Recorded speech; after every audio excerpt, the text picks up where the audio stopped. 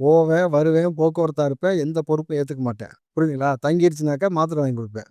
இதுதான் இவங்களுடைய சித்தாந்தம். அப்போ நீ யாருடைய கதைய கேட்டு பேசின, யாருடைய கதைய கேட்டு சொன்ன, யார்ட்ட கேட்டன்ற ஒரு விஷயம் இருக்குல்ல. அப்போ ஒட்டுமொத்தமாக திமுக நபர்கள் இன்றைக்கு நம்ம 2 நாள், 3 நாள் இத பேசணும்னு சொல்லி பேசுறதையே, திரும்பவும் அதான் நான் எண்ட் பாயிண்ட்க்கு வரேன். உதயநிதியை அரெஸ்ட் பண்ணுவதற்கான வேலை நடக்கப் போகுது. ம். இதுல எந்த மாற்றமும் கிடையாது. ம். நீங்கள் எதிர்பார்ப்பது போல 2026 ஏப்ரல், மேல எலக்ஷன் வருமானா? வராது. ம்.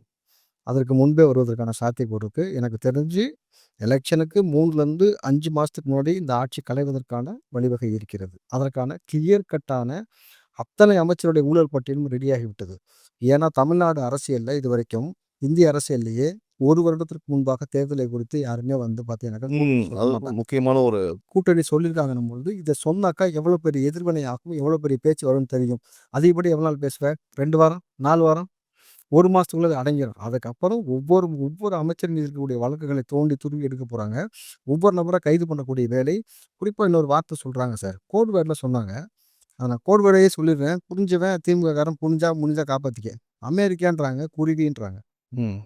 இந்த ஏதோ ஒரு விஷயத்துல தான் மிக முக்கியமாக உதயநிதி வரைக்கும் மாட்டுவார்ன்னு சொல்றாங்க. அமெரிக்கா, குருவினா என்னன்னு எனக்கு புரியல. ம். உங்களுக்கு தெரிஞ்சா ஏதாவது சொல்லுங்க. என்னட்டு வந்து அரசியல் தெரியாது சார். தெரியல சார். தெரியாது சார். தெரியல.